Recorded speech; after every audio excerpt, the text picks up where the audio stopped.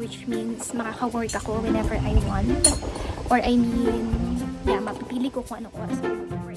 Ino-offer nila na salary is $25 to $30 per hour.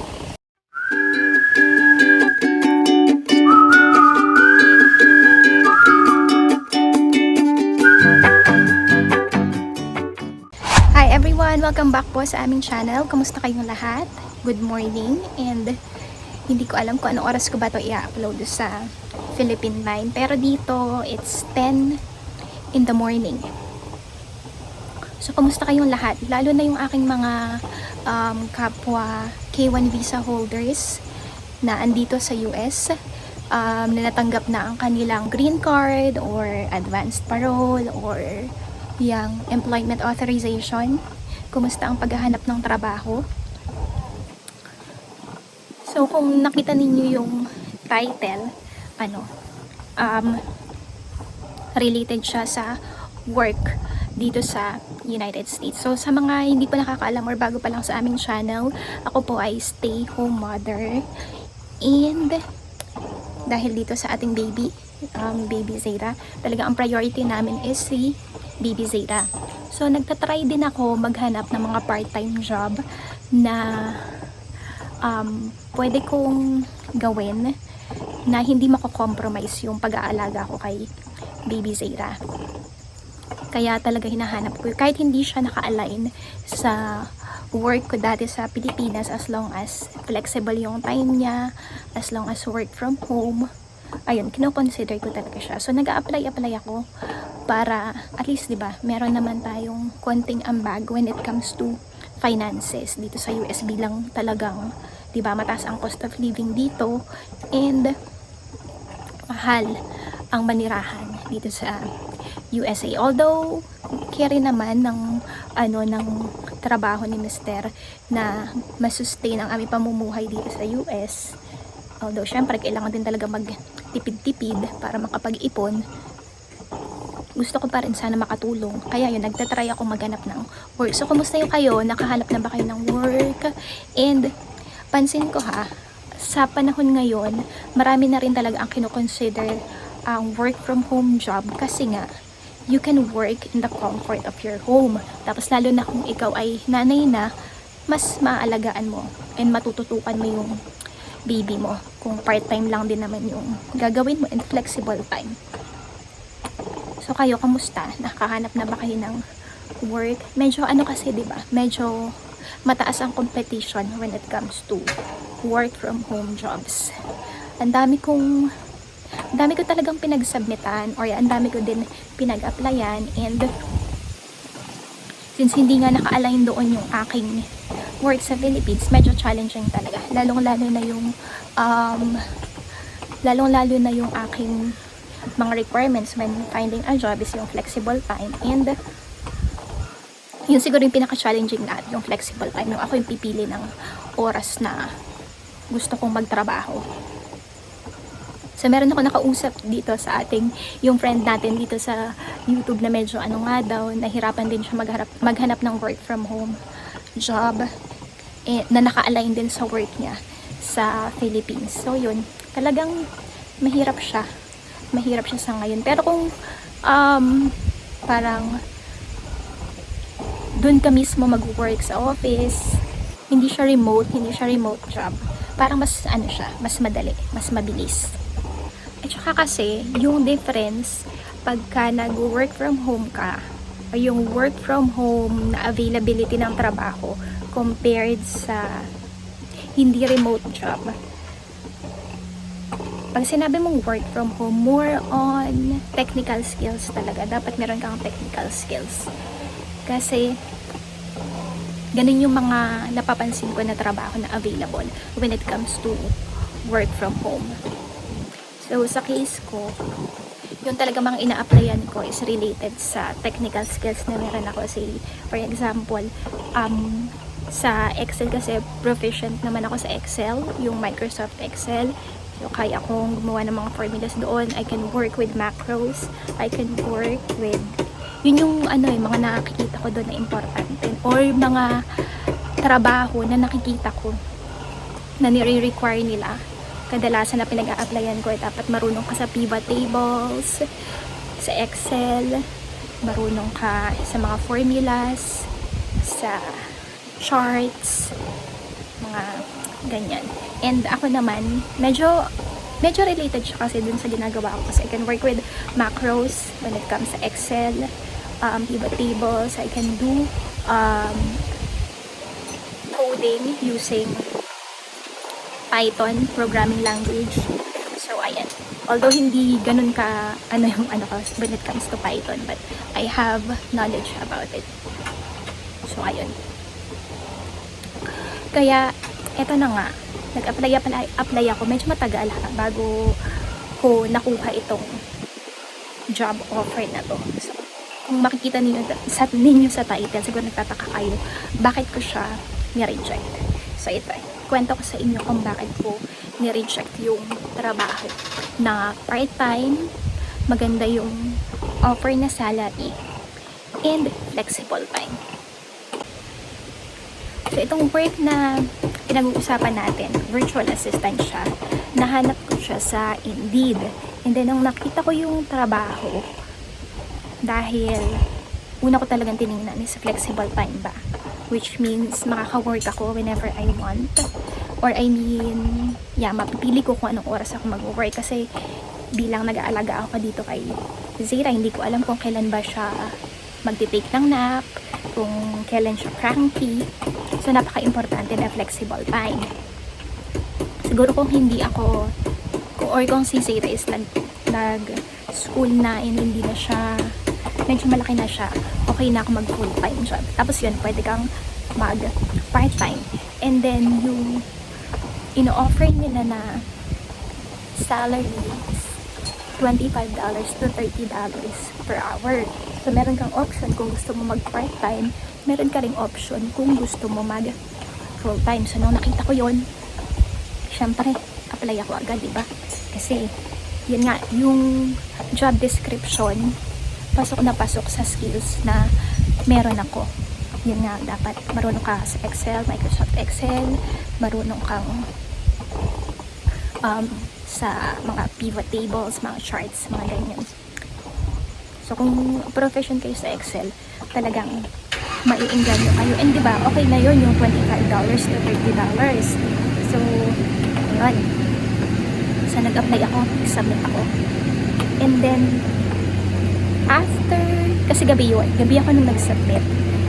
And then kinabukasan, naka-receive na ako ng email na yung nung chinek nila yung resume ko, pasok nga daw sa kanilang mga requirements. So natuwa ako, and then sabi nila mag-schedule daw sila ng interview. So ayan, inantay ko. After ilang days, tumawag sila sa akin, and yun, nag-conduct sila ng interview. And then naging okay. So after nun, binigyan nila ako ng job offer na naging maayos yung interview. And then ayun, gusto nila akong kunin para mag-work sa kanilang company. Kaso ang naging problema ko dito, nung binalikan ko kasi, parang napaisip ako sa interview, isang interview lang and then nung binalikan ko siya, parang hindi siya normal na interview when it comes to job hunting. Hindi ko alam kung ganun ba talaga dito sa US or hindi. And then isa pang parang nakapagpadalawang isip sa akin is nung chinek ko yung email na galing sa company, naka yahoo.com. Hindi siya yung parang domain dun sa mismong company. Diba normally dapat at companiesname.com. Sa kanila is at yahoo.com, which is for me a red flag. And sa Indeed kasi ang dami ding mga scams na nangyayari when it comes sa work from home. So ayun na nga, Tapos, nagtaka pa ako dun sa pay. Parang sabi ko, medyo mataas siya para sa job or dun sa mga responsibilities na kailangan mong gawin. Plus, work from home. Plus, anong tawag dito? Flexible time pa. Parang napakadali niya. And parang hindi siya nag-a-align doon sa amount ng pay versus doon sa trabaho na gagawin mo. So, yun yung mga bagay na red flag for me. So, kinausap ko ulit sila. And then, sabi na, don't worry about it, ganyan-ganyan. Kasi, ano sila, legit company. And then, hinihingi na nila yung aking mga documents para nga daw sa direct deposit, para sa, anong tawag dito, para sa pag-setup ng payment, diba? Sa sweldo, ganyan.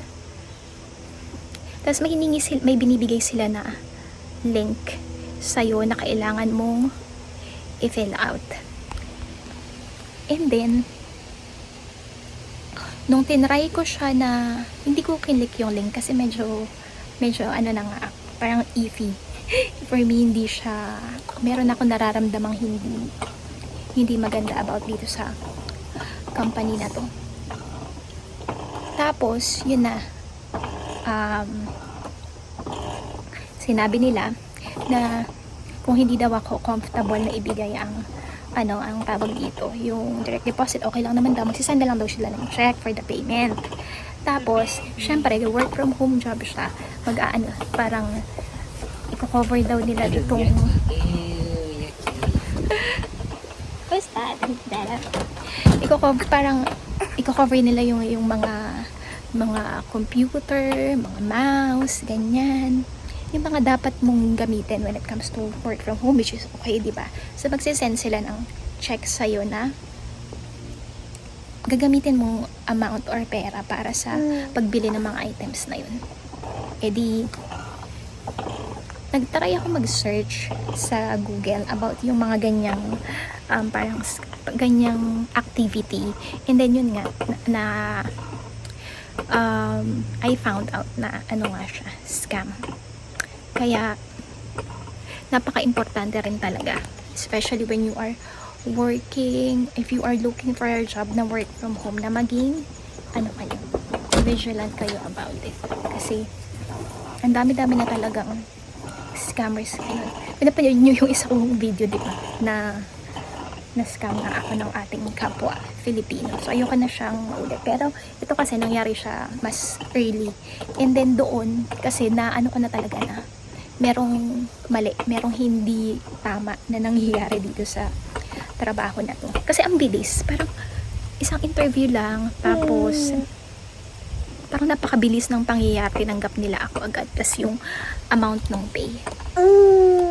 Ay, tapos isa pang yung red flag is that pag chinek mo yung pinakang job offer, sinend nila to many. Ang dami namin doon sa, makikita mo yung mga email address. Kasi kung hindi mo siya i-check, parang, kumbaga kung hindi ka ganun ka-observant, kung hindi mo talaga i-check, hindi mo mapapansin. Chinek ko kung kanino naka-to. Ang daming email addresses. So, ayun. Kaya nakakatakot na rin talaga ngayon. Kahit, di ba, ikaw yung naghahanap ng trabaho para magkapera. Tapos itong mga scammers na to, kung pa yung pagkakaperahan. So, dun sa mga kagaya ko na naghahanap ng work from home job, napaka-importante na talagang i-check ninyo lahat. Kung legit ba yung company. Tapos, kung mas maganda talaga na sa mismong website kayo ng company na mag-apply. Although, minsan kasi mahirap mas madali talaga sa Indeed kasi ang dami sa Indeed. Okay lang din naman sa Indeed na yun sa mga ganyang klaseng job hunting websites. Basta talagang maging, kayo, mapagmatsyag. Maging vigilant. Buti na lang talaga na chinek ko yun sa Google about yun sa mga ganyang scamming activities. Kaya yun, kaya ko siya dinecline. Kahit na merong job offer kasi alam ko fake yung job offer na yun and fake yung company na yun. Ayun, shinare ko lang sa inyo, lalo na sa ating mga kapwa Filipino dyan na naghahanap ng trabaho, na gusto na work from home. Ayun, maging ano kayo, alerto. Kasi mahirap ng ma-scam. Lahat, kumbaga yung pera is napaka-importante niyan. Lalo na kung dito tayo naniniraan sa United States, diba napakamahal ng cost of living. So ayun lang guys, share ko lang sa inyo para at least maging aware din kayo sa mga ganyang activities, lalo na kung naghahanap kayo ng work from home job kagaya ko. Pero sa ngayon talaga nag-stop na muna ako maghanap bilang may mga na-experience nga akong ganyan, and hindi rin naman talaga ako ayaw din naman talaga ni Mr. as much as possible ako mag-work kasi gusto niya mag-focus lang talaga ako kay Zeta. So ayun. So para sa mga kagaya ko naghahanap ng ganitong klaseng trabaho, be careful and good luck sa inyo. So thank you so much for supporting Zeta's Mama and Dada's YouTube channel. See you again soon. Bye. Say bye bye. Bye. Bye. Bye.